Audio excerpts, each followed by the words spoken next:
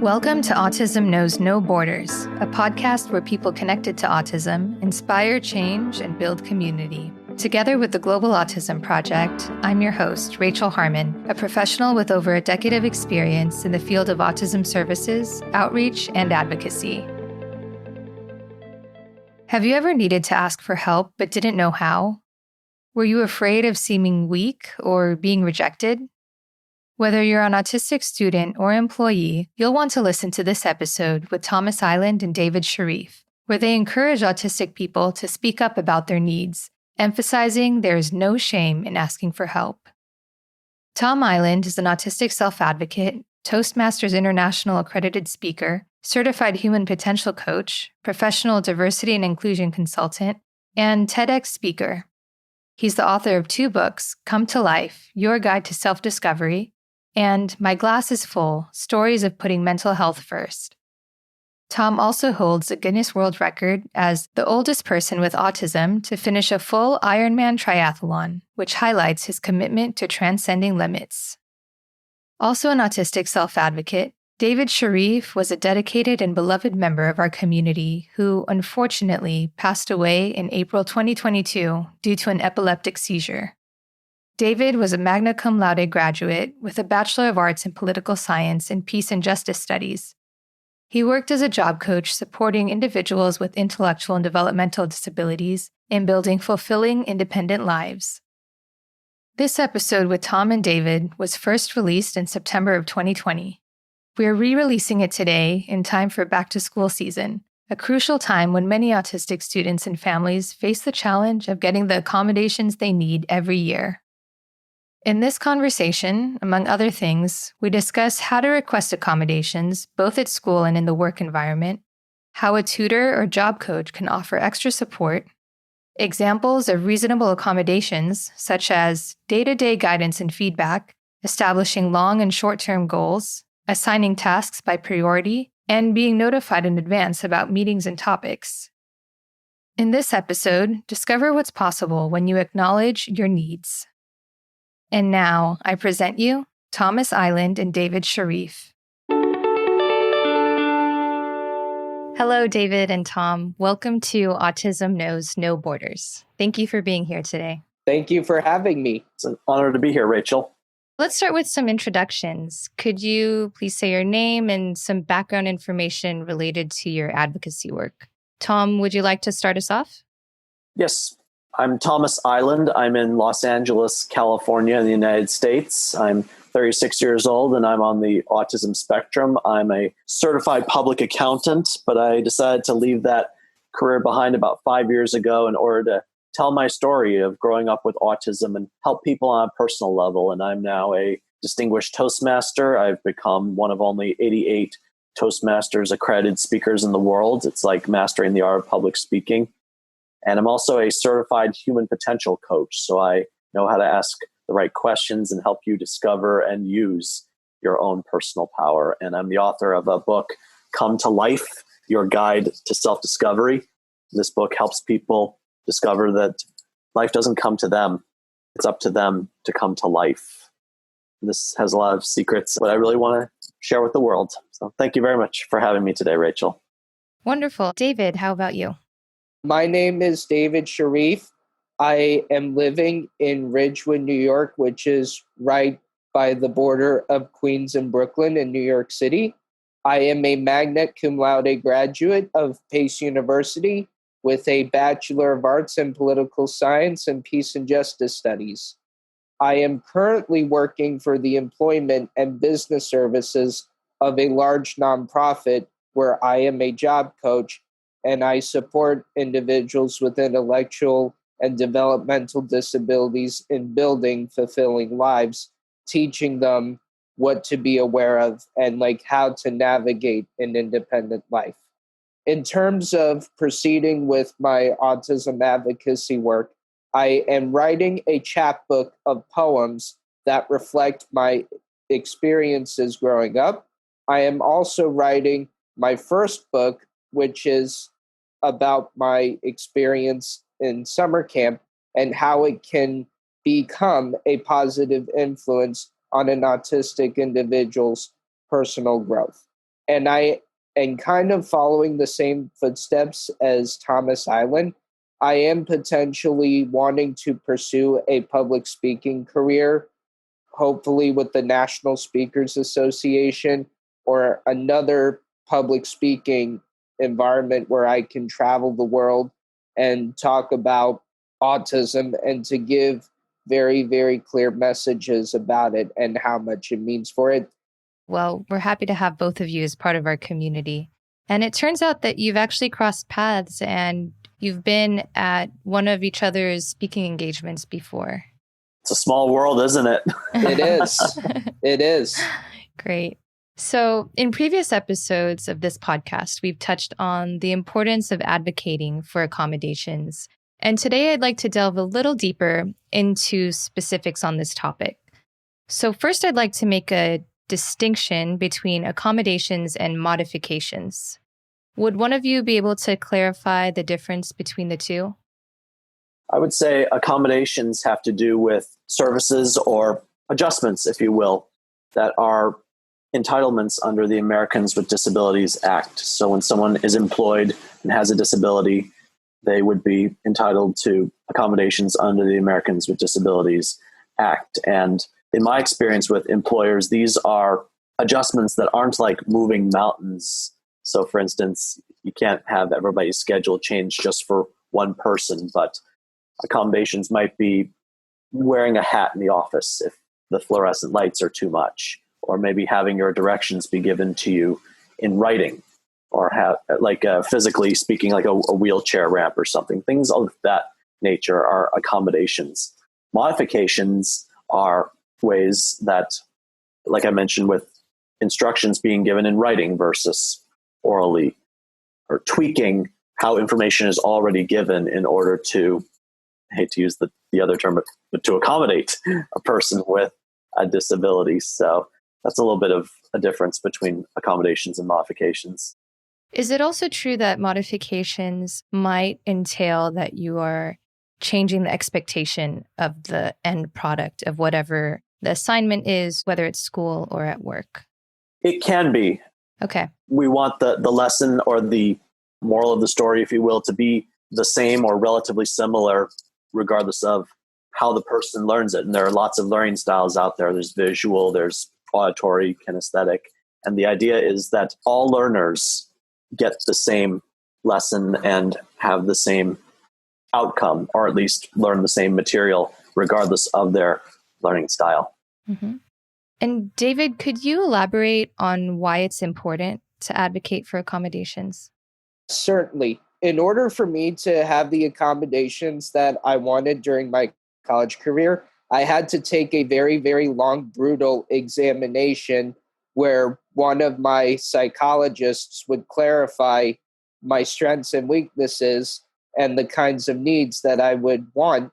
So when I went to my undergraduate career at Pace University, I was accommodated with double time for examinations.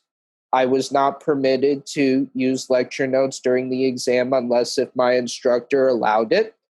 And for all of my classes, I was given a note taker, which kind of means there would be someone in the class taking notes for me, and then they would be put on a website where I can look back at them again. And I needed them when I wanted to prepare for an exam or even when writing my paper to make sure that I am covering all the material that is expected from my instructors. And even if I do have these accommodations, I still have to adhere to the academic integrity code. I have to be able to adjust to the teaching styles of my instructors.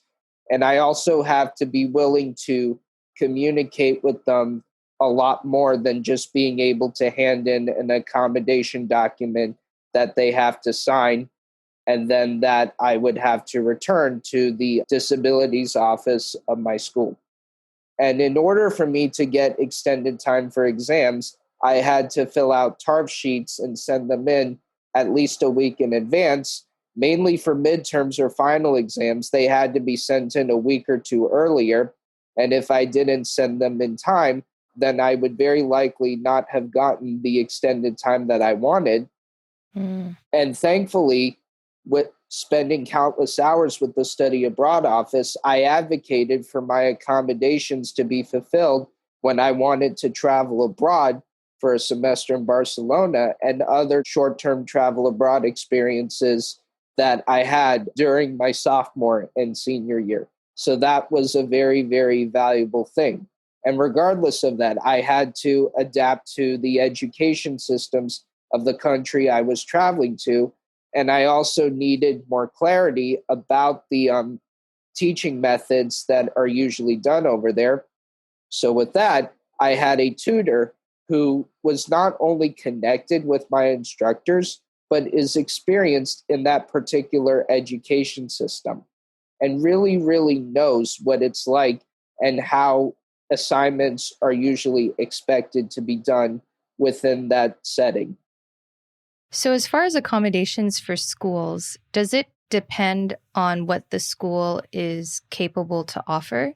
Or are you kind of guaranteed to have your accommodations met because you have a disability?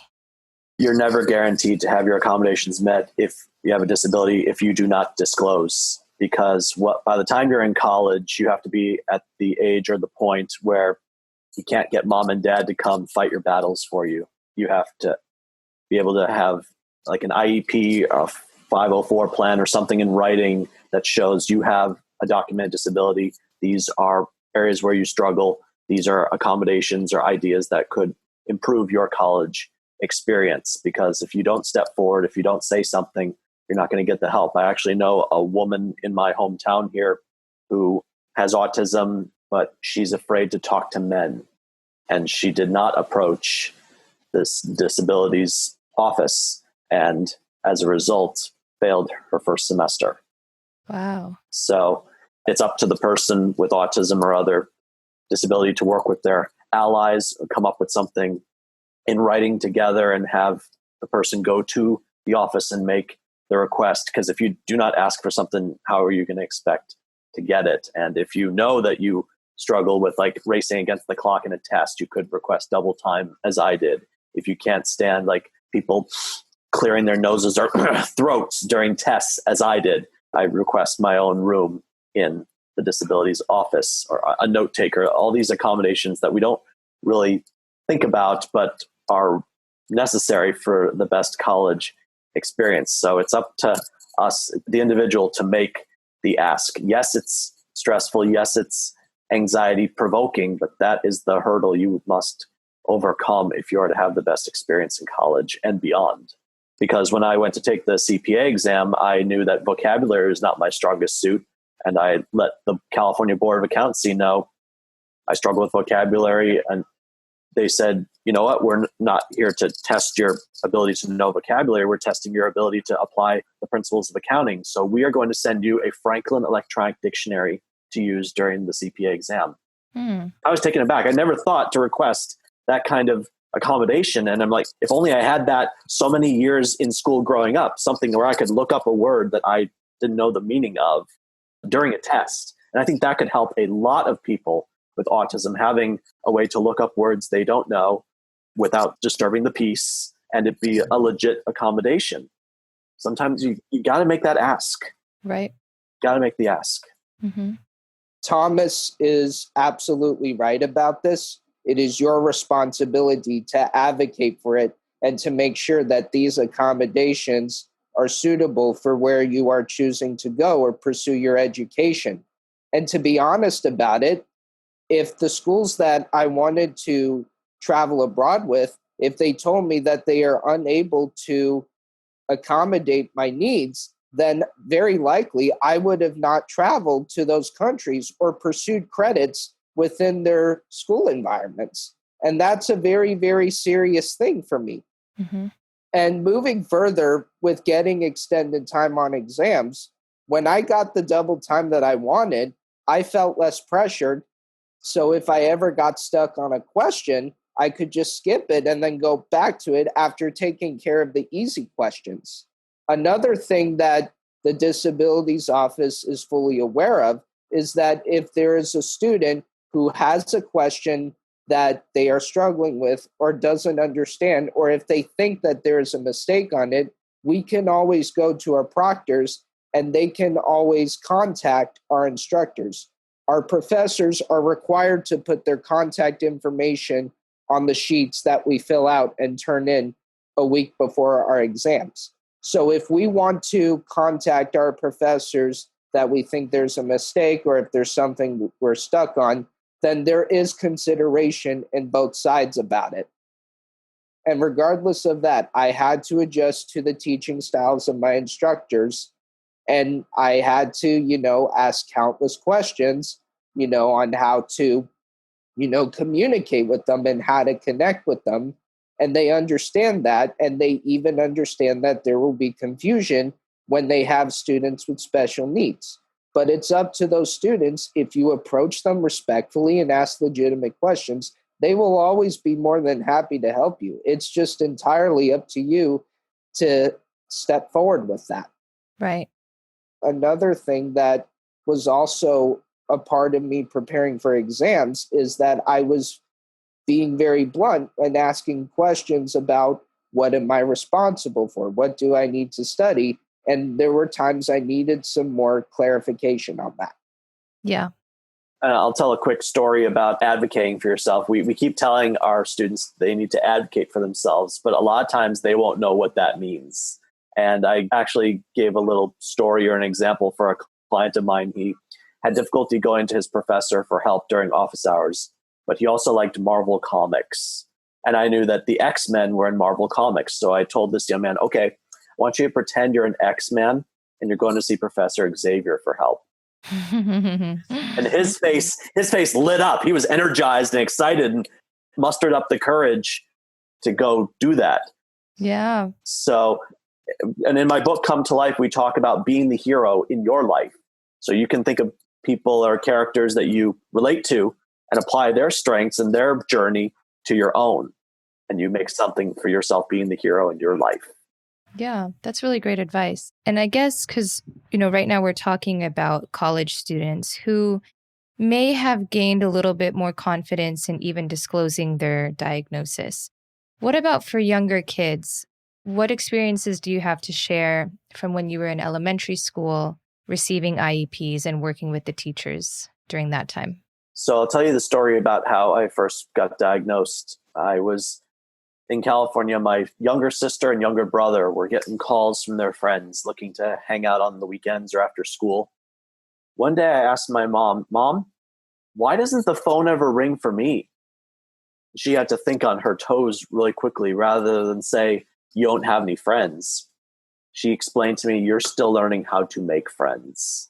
And that started the whole conversation. She proceeded to sit me and my dad down at the table, and they explained to me what my diagnosis was. I had a pattern of differences, and I'm thinking, well, I don't want to be different. I don't want to have autism. I want to be like everybody else. And it was very devastating at first. But thinking about that being the hero example I gave, I'm a big Batman fan, as David knows. So I thought to myself, what would Batman do in this situation? He would find a way to face his fears. He would use his mind to overcome those difficulties. He would face that darkness. So I went out of my room, went to my mom, okay, Mom, what's this autism thing?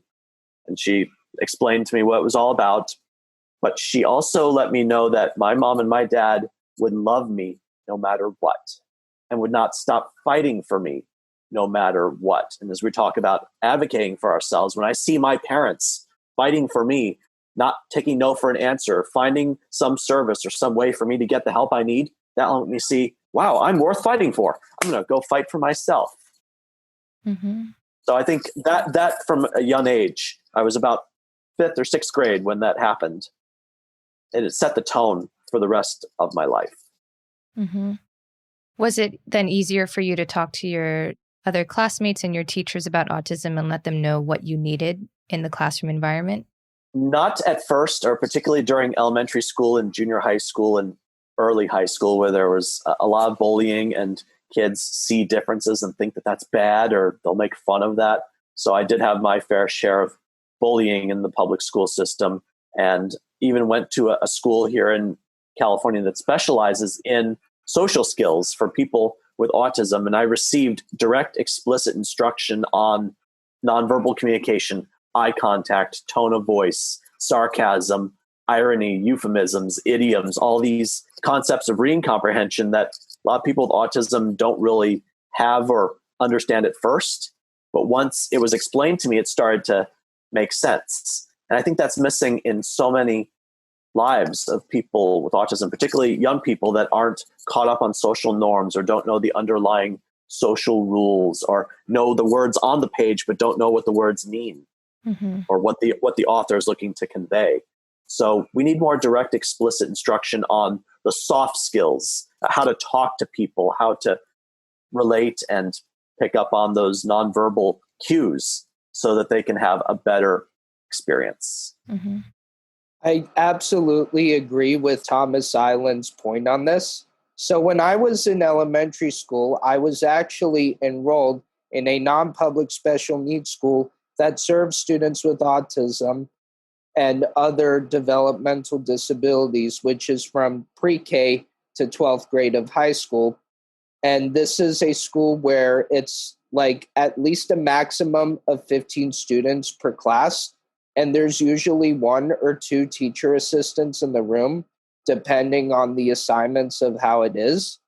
Back in elementary school, my classmates and I had a very, very good teacher that really helped us improve our reading skills and really develop stronger vocabulary and how to catch sentences that really, really don't make sense and how you can connect them to normal things that people are really used to and are familiar with.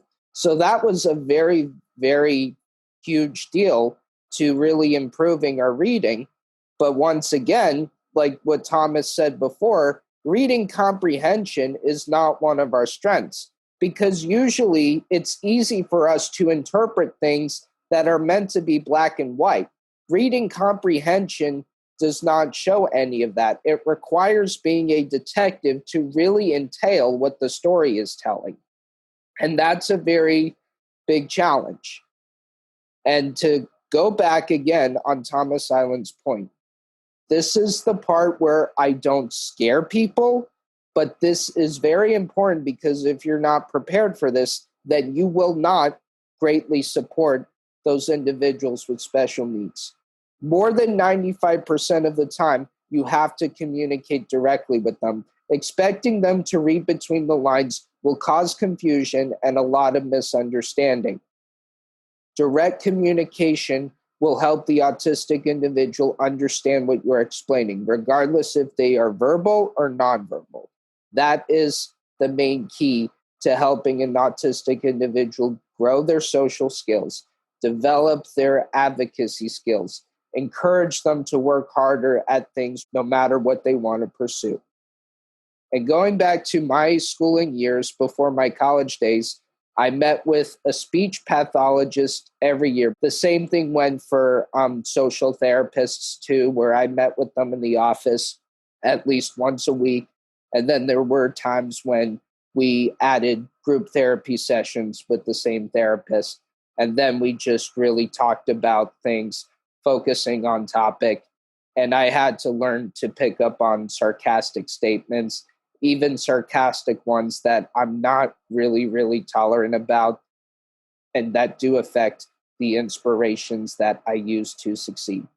What I hated most about my school experience before going to college was the mistreatment I faced for my world travels, summer camp, trailblazing, my favorite movies, my attachments to sport, because growing up, I was a huge fan of Kobe Bryant, which is my poster right here, and his legendary success attaches to what I wanted to pursue in high school. I was also mistreated about my academic performance, wanting to choose a different path to post-high school for post-secondary education, which was going to a university.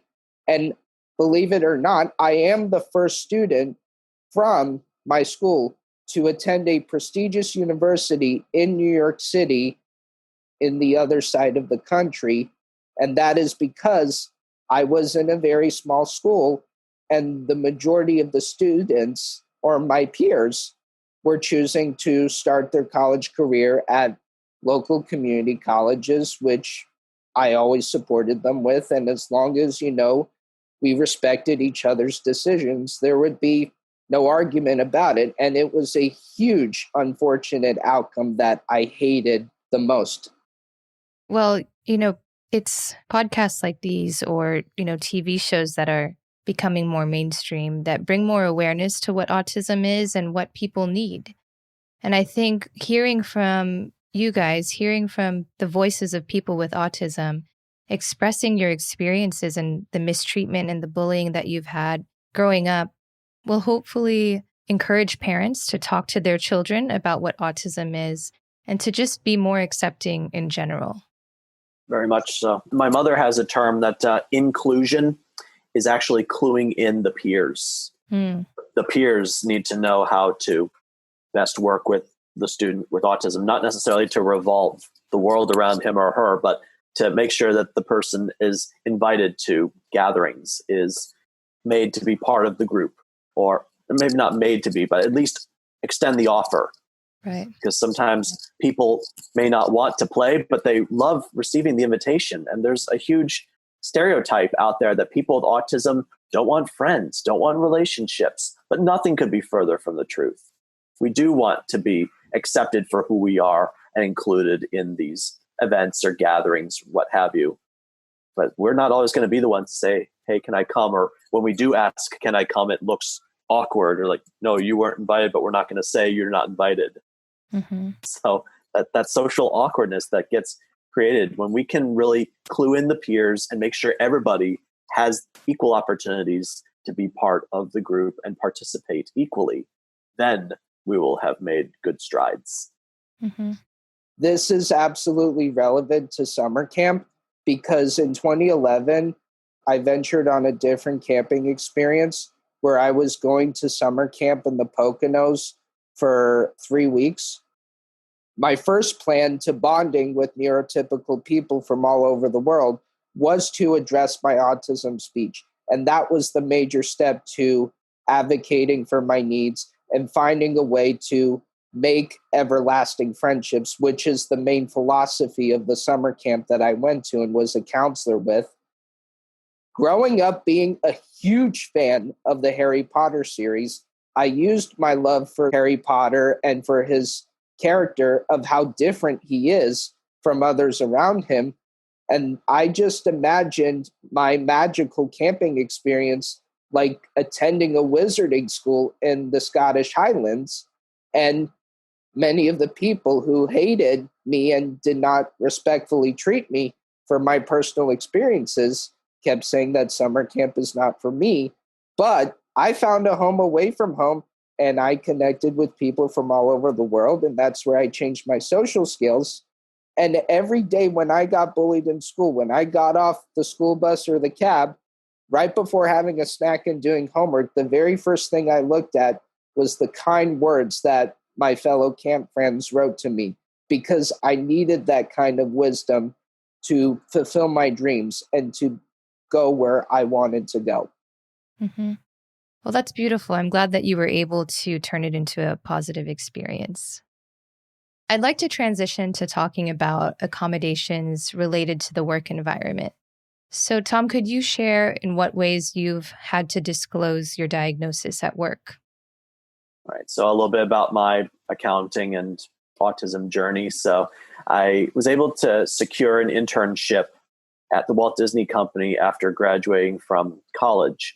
And I got the foot in the door, so to speak, from a classmate who introduced me to his managers and got the interview set up, and I ended up making it into the internship program. Now, prior to that introduction, I had disclosed a couple of times during an interview, like once I interviewed to become a bookkeeper at a local golf course. I mentioned I had autism and I didn't get the job.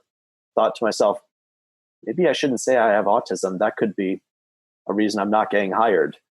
And employers or potential employers can't say, we didn't hire you because you have autism. That's illegal. So they won't say why they wouldn't hire you. So I went to the Disney interview without saying that I'm on the spectrum, but my qualifications showed that I was good for the job and I earned it under my own merit. So I start the internship, and about a week in, I realized I was kind of in over my head. I didn't really understand the work or the tasks, needed help, and would ask a lot of questions. So a couple of weeks into the internship, the manager met with each of the interns. I was working with 5 other interns, met individually. And that was where I took the opportunity to disclose my diagnosis and explained, I have difficulty embracing this concept. Can you maybe give me my directions in writing? Or I may ask the same question multiple times. It will eventually stick if you could please be patient with me on that. And my manager was very receptive. It appreciated that I was able to confide in her about that. And I ended up being promoted within that department and became the lead intern supervising those interns a few years later. And they got their workload done faster than ever in the department's history under my supervision, because I literally wrote the manual on how to do a property tax return. That's what we were doing, property taxes. And I gave it to them, and they had fewer questions, became more efficient. And that's how I made an impact in that regard. Now, Disney didn't offer me a full-time position with benefits after the internship expired. So I went on to work at another internship at a Big Four firm, worked a couple of temp jobs, finally secured a permanent job with benefits. And I'd never had one before. It'd always been something that was not a full-time entry-level position. So I finally get this job, and my manager at this job knew my manager at Disney. So I'm thinking he's going to be caring. He's going to be open to my accommodations or what I need on the job after I've been hired. But the opposite happened. I explained to him, I need assistance. I have autism. Here's how you can help me. And he said to me, you lied in the interview. I don't have to help you, and I'm not going to. Wow. And that's illegal. So HR got called in. I had a job coach going to bat for me. But I ultimately found out just how miserable I was working for him. And I think also how miserable I was working in accounting. So I think that situation, all that hard work I've done, all the jobs I've had, only to have my diagnosis thrown back in my face when I finally crossed the finish line, so to speak. Mm-hmm. And I resigned from that job after 4 months.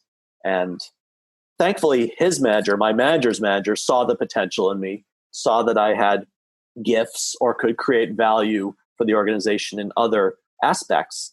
And I got offered basically a glorified receptionist position. I think they made this position just for me so they wouldn't get sued for what that manager had done. But I stayed in that position. I didn't have anything else lined up. I became that glorified receptionist for 2 years and add, I think, more value to the organization than I would as the tax analyst job I had that I quit from. But more and more, not only requesting those accommodations, but how you go about disclosing your diagnosis to an employer, be it before, during, or after the interview, is your call, the individual's call, but be mindful of the consequences of doing so. If you disclose during the interview, you might not get the job, and they can't say you didn't get it because you have autism. If you disclose after, you should be able to get accommodations, but be mindful you might be told no, you may have a situation or that the employer can't work with. Like I mentioned earlier, they can't move mountains for just one employee. And if it's reasonable accommodations and cost effective, because employers like accommodations that are cheap or relatively easy to work with, then you have a higher likelihood of staying with that company. And on the same note, being mindful of what you need help with and do your own homework. Have an option, like I mentioned with Disney. Can you give me my directions in writing? Just be patient with me while I ask the same question a lot. Rather than just drop it in the employer's lap, say, I have autism. What are you going to do about it? That's not going to earn you any brownie points with anybody. So point is knowing yourself, understanding what kind of help you need, and keeping the employer's budget, time, energy, effort, etc. in mind, so you can be a team player and make it easier for everybody. Mm-hmm. Well, it's unfortunate that that happened to you, but in a way, you kind of found a different calling for yourself in your career by getting out of accounting, right?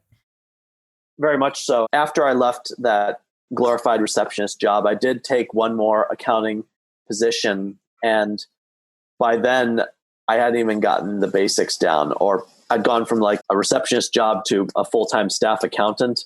And so many years had gone by since I graduated college. I didn't have any actual real work experience that by the time I got to like the full staff accountant position, I didn't even know the basics, or I couldn't like reconcile payroll, for example. And I did have a job coach, but a job coach tends to, remember how we talked about soft skills? A job coach knows how to help with soft skills. They may not know the hard skills. Like a job coach would not know about reconciling payroll or other accounting procedures. So there was a 6-month review for this staff accountant position. And it basically said that you need to know your stuff, like the hard skills, in the next 3 months or you're gone. And the following day or two later, I put in my 2 weeks notice. Oh, wow. I realized that the accounting is not for me. I hadn't grasped the concepts. I also had a keynote presentation scheduled in Hawaii 2 months from then, and I didn't have the hours to take the time off. So leaving accounting after that 6-month review, realizing that I'm not in the right place, I didn't know my stuff, and there's something waiting for me that's going to be better and make a bigger difference. That's where I belong. And I did that speech in Hawaii, got a standing ovation. Nice. My first keynote, Honolulu, Hawaii, standing ovation. And that's where I knew I'd found what I was meant to do. And I realized that I don't want to sit at a desk all day crunching numbers. I want to be able to set my own hours. I want to be my own boss. I want to help people on a personal level, because those numbers that I'm calculating might only matter for a couple of years.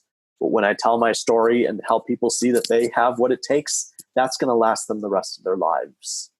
And I think I can make a bigger impact by sitting down with people and helping them see that they can do it. I've done it. Here's how I did it. Here's what you want to do. Let's see what we can do there. Mm-hmm.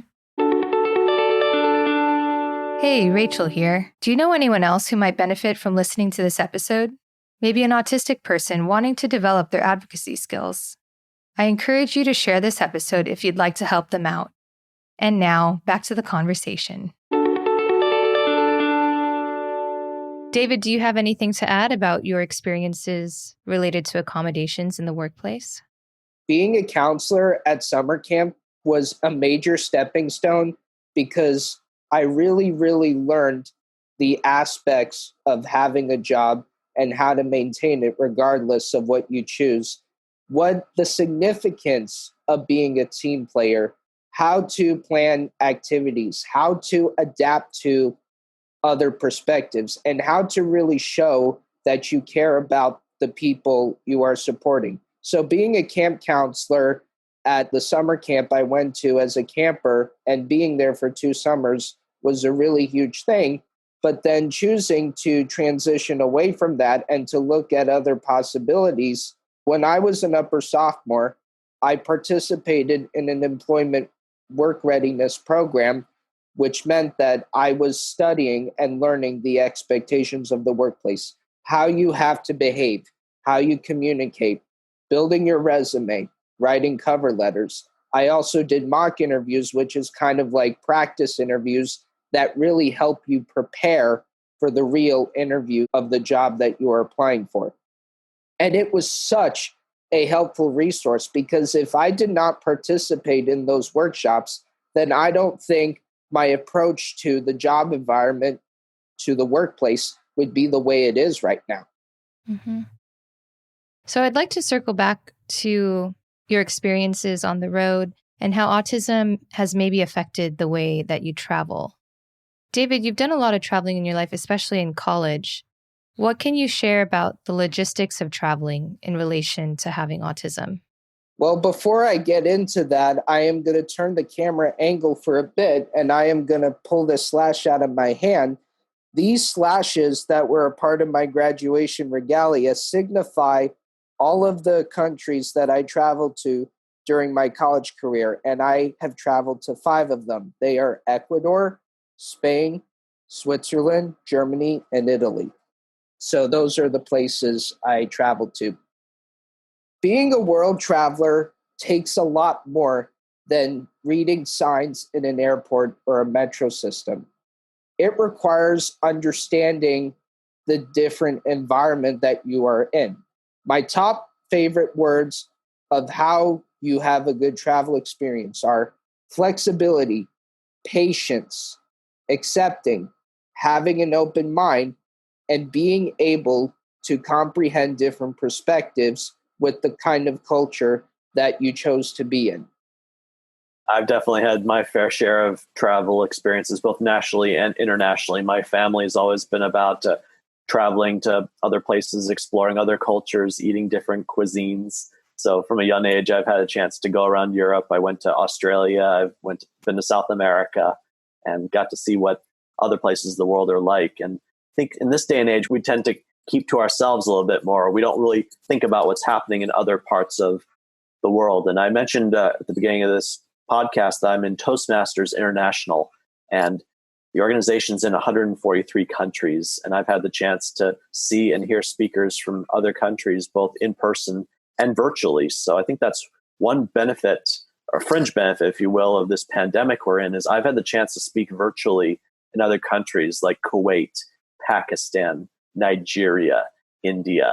And you start to learn about what they like and don't like to talk about. For example, I found out that when I mentioned LGBTQ rights in Kuwait, they got a little bit uneasy about that. So that's maybe not something they're familiar with or even support. So I won't be talking about that again in Kuwait.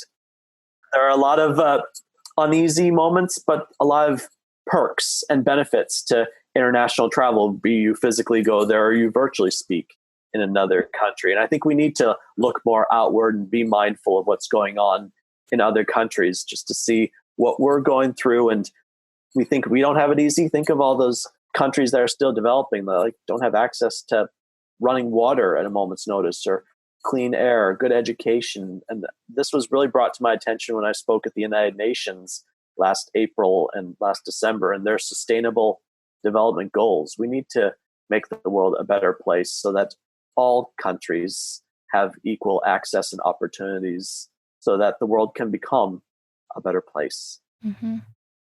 I know we're all eagerly waiting until we can travel freely again. Oh, I miss it. I miss it. Yeah. As an organization, the bulk of our work has been international travel and visiting our partner sites around the world. So we've had to shift and innovate to meet the current climate due to the COVID-19 pandemic. So how would you say having autism has affected your ability to cope with the uncertainty these days? Tom, would you like to start us off on this one? Certainly. I would say people with autism in particular have a lot of experience in what a lot of people are going through right now, being socially isolated, having that anxiety, not knowing what's going to come next. And I think this pandemic is actually a bit of an opportunity for people with autism to share their experiences and how they get through what they got through. It's almost like, welcome to our world right now, because this is how it feels to not be able to go out there. Or maybe you're at home making your own fun because you didn't get invited to places, or there's no gatherings and you're not sure when it's going to end, if at all. So there's a lot of opportunity for people with autism to share their stories of how they've coped, how they're feeling right now, and what they're going to do to improve their situation and make the world a better place in the process. So for example, before the pandemic, I was in the process of making my own online coaching business. And now, since I'm not traveling anywhere, I'm not really going places, I'm accelerating the building of that business so I can reach people in other countries and get my lessons out there and make a difference. Because I think a lot of people need to hear what I have to say to get them through these very uncertain times. Mm-hmm. Could you give an example of one of the ways that you've been able to cope? One of the ways I've been able to cope, I mentioned that I like to travel, and my family and I have had access to international countries and different cuisine. So I haven't been able to go to other countries, but I'm all about tasting different foods or sampling different cuisines. And in my hometown here of Santa Clarita, California, just north of Los Angeles, there are a lot of entrepreneurs and small businesses and family-owned companies, a lot of restaurants in particular. So every Tuesday, I go to a different restaurant and order from the menu and take pictures of what I order and put it on my social media and hashtag Takeout Tuesday. And then people see this cuisine, and I'll visit different restaurants. Like I'll go to a Vietnamese restaurant, then I'll go to a Japanese restaurant, then I'll go to an Italian restaurant, then I'll go to a Mexican, and have a different country or maybe even a different theme each week. So people look forward to that and are appetized by it. And then maybe they'll order takeout or something from that particular place and support the small business. So I'm thinking about my fellow business owners and residents here in this city, and that they want to maintain their lives and livelihood. Mm-hmm. So that's one way I'm coping and making a difference, forming new habits, new routines, while also creating entertainment and educational value. Yeah, we're recording this on a Tuesday, actually. So Yeah. where are you going for Takeout Tuesday today? Today I'm going to a local restaurant here. They specialize in chicken tenders, wings, and such.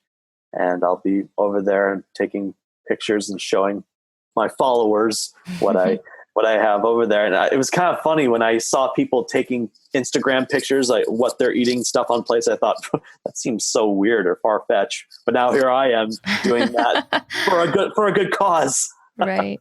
Yeah. And David, how would you say your autism has affected your ability to cope during these times? Really, the hardest thing, like I said before, I miss traveling the world, and it's really hurting me right now because I have not traveled internationally at all this year, and it's time for me to reflect on my experiences. I have been traveling the world since I was 2 months old, and this is how I want to live my life, but kind of, accepting and moving on with it. I have been able to manage certain things that I would do out of the traveling landscape, which is taking care of my health. So I have been managing to do workouts at home and then just walking to the park doing 30 to 40 laps around the bases with a combination of running and walking. And even during the beginning and managing other things, I have been watching a lot of Netflix and Disney Plus to keep myself entertained. And with the sporting seasons continuing, that really excites me because then I'm really feeling more entertained. And as things started to get better, I have been able to see my close relatives like my grandma. And to celebrate Jewish holidays or even birthdays, it was all done virtually for Zoom meetings.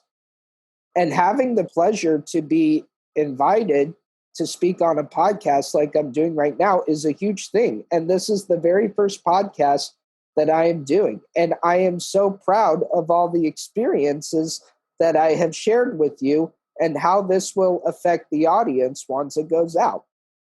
And filling in my time, I have been working on my book. I've been working on my poems, and my health is always important. And that would definitely be the top priority behind family or other ones that can be pursued, which is traveling the world. Mm-hmm. Going back to what you were saying, Tom, about neurotypical people being now able to relate to what it feels like to have autism with the levels of uncertainty and anxiety, what advice would you give people who may be struggling from your own experiences and how you've dealt with uncertainty in your life? I think it was John Lennon that said, in the end, everything turns out all right. And if everything is not all right, it's not the end. So we are going to get through this, but we have to do it together. We are, as a society, as a world, we are the ones that have to unite, come together, and make the effort to get through this. Mm-hmm. Everyone has a part to play. And even something as basic as wearing a mask. I mentioned the idea of being the hero in your life. If you put on a mask and pretend or have that mentality that you're being a hero, like you're a superhero, you're making a difference, you're saving people's lives, you are empowered by wearing a mask or practicing other safety measures, that you're making a difference. And that's going to help in the long term. Those little, often random acts of kindness, too, can go a very long way. One story I had, Cinco de Mayo, May 5th, I was going to a Mexican restaurant on a takeout Tuesday. It was Tuesday. And I ordered from the register and was waiting for my food. And A few minutes later, a bunch of people showed up to pick up online orders. And I realized that the kitchen was not only overwhelmed, but understaffed. So they didn't have enough people to fill all those online orders on Cinco de Mayo. And I waited hours for my small order and realized I was like back of the line given the backlog they were having. And I decided, since I was going to be having dinner with my parents later anyway, that I would give my meal away to somebody. So I wrote it down what I'd ordered, stuck it on the front door of the restaurant, #payitforward. And I put that out there for people to see. And somebody saw my good deed. And the next morning, I get a knock on my door. I open it. There's my order. What I'd ordered the night before was there at my doorstep. Someone saw what I did and decided to bring it back to me. And so the little things like that, little things we don't really think about until we're in that moment and we have the opportunity to be selfish or selfless. We need to be less selfish and more selfless in today's society. I think that's how we can cope and really make that difference. I can't emphasize that enough. Making a difference by being selfless. Those little random acts of kindness are going to go a long way in this pandemic. Yeah, I can just imagine anyone else on the receiving end of those acts of kindness, feeling that human connection and that sense of community that we are all in this together. Do you have anything to add about accommodations related to COVID and your current situation right now, whether you're working from home or dealing with managing social situations? Building up on what we've been talking about so far, this is a really opportune moment, a really good time for self-reflection, to see who we are, whether we like what we're doing or where our life is going. And a key part of self-reflection is knowing your limits or when you've had enough. And I've heard of people experiencing Zoom fatigue. There's only so many hours you can take in front of a screen before you have to shut it off. And Oh, yeah. And being able to really say what you feel, because I think too many of us keep quiet or aren't doing enough to not rock the boat. But when we really speak up, say what's in our hearts and on our minds, then we're going to have better outcomes for ourselves. And when we are our best selves, we make a bigger and better impact. So with respect to accommodations, simply is saying no, I can't make it today. This isn't a good time. I have to recharge my batteries. And those that understand will be understanding, and those that don't will probably not belong in your life or shouldn't be in your life to begin with. So this is really a good time as far as accommodations go to really say what you really, really need. And we're all struggling on some level. And time and patience are two of the greatest gifts you can give someone with autism. And I think the world is starting to see that everybody needs time and patience sometimes. Yes, for sure. What really, really makes me sad the most is I love hugging people. I love providing comfort to those who support me. And with social distancing, I can't do that right now. That hurts me too. And it's unknown how long this will last. I am just so anxious right now. I want to get back on an airplane again. I want to travel somewhere because I'm kind of starting to likely accept that this will be my first year of not traveling at all. But then my parents are telling me to not think about that too quickly. Keep having faith and that something may happen and that you will be able to travel somewhere. And I want to do a skill course trip with the Global Autism Project. And I will apply for the one that I think will be a good fit. And I will use it as a great opportunity to learn about autism organizations out of the United States.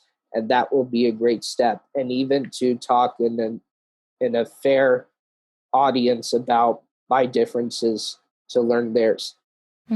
This is what traveling is about.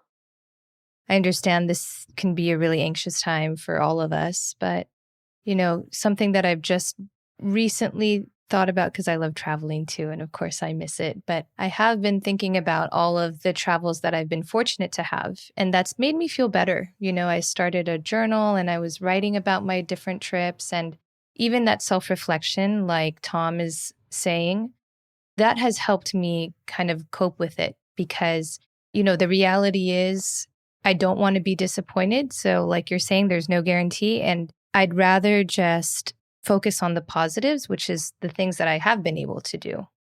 And, we are all in this together and we're all doing what we can, but without holding on to that expectation that, this might be the year that I can't go anywhere. And that's okay. And that happens. And that's just life, you know?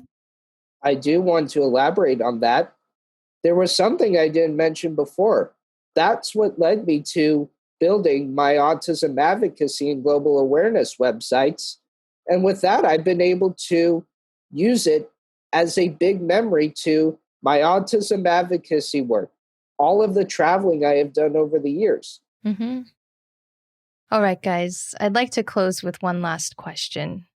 What advice would you give to other people with autism who may be hesitant about speaking up with what they need as far as accommodations, whether they're a student or they're an employee? As mentioned earlier, if you don't ask, the answer is always going to be no. So if you don't speak up, how can you expect to get what you are seeking?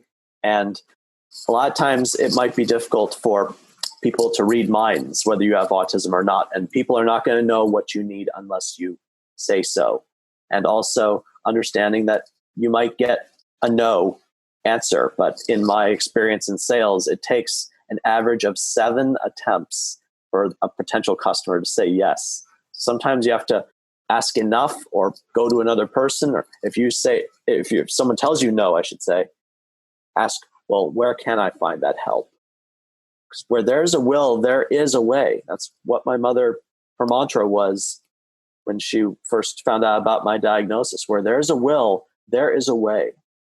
All you have to do is keep being persistent enough and understand that failure, rejection are part of life. You're going to be told no or have some resistance or have some times where you get fired or you have to leave a particular place. But it's all putting you on a path to where you belong and where you need to be. So keep moving forward. Keep going through that darkness like Batman did, like I did. That's how you are going to be the light that others are seeking. That's great advice. There is a Hebrew term that I would like to mention. This term is tikkun olam. Tikkun olam is the definition of repairing the world. If you are just sitting back and doing nothing, you're not making a difference. If you are going out there and telling people who you really are, then you are making a difference, no matter how long it may take, or no matter how much questions you would be asked about how different you are from others. So if you really care about your accommodations, and if you care about your needs, this is exactly what Tom said before. Now is the time to get out there and do it. Now is the time to really go out there and say who you are. There is also a quote from the famous Hillel, which is apparently my grandfather's favorite quote, and it's on his gravestone. It goes like this: "If I am not for myself, who will be for me? If I am only for myself, what am I? If not now, when?" Those are the questions you have to ask yourself. That will influence what you want to do out there. Despite being hunkered down in this pandemic, that should not prevent you from getting your voice out there. This is exactly what I am doing right now. Even if I can't go anywhere, that is not preventing me from being the voice of advocacy. And this is exactly the scenario that I am in. And even connecting to Thomas Iland's love for Batman, because I love superheroes as well, Batman will never take off his mask until he saves the city and stops the Joker from spreading chaos. That is exactly how it will go. We will do what we can to save each other and be there for one another. And let me reemphasize before we close here that life doesn't come to you. It's up to you to come to life. That's the moral of my story. And it's what I want to tell the world. And I think this podcast is an awesome example how we can encourage people to see that they can go out there and make things happen for themselves and they can make the world a better place. Yeah, exactly. Well, thank you both so much. And how can people find out more about you? I have a website. It's thomasisland.com. And I'm on all the major social media platforms under the name Thomas Iland. And there's no S in Ireland. It's like Rhode Island without the S. And I have a TEDx talk out there. If you like TED Talks or TEDx Talks, it's called How to Come to Life, based on the title of my book. And I want to thank you, Rachel, for having me here today. And I look forward to future conversations. Yeah. David, how about you? You can view my websites on global awareness and autism advocacy to learn about my backgrounds in autism and traveling the world. You can always contact me through those websites if you would like me to speak at some of your virtual occasions. I'll include all of the links in our show notes. Well, thank you guys. Thank you for your time and for opening up your stories with our listeners, and also for continuing to just be a role model for people out there. My pleasure. Thank you very much.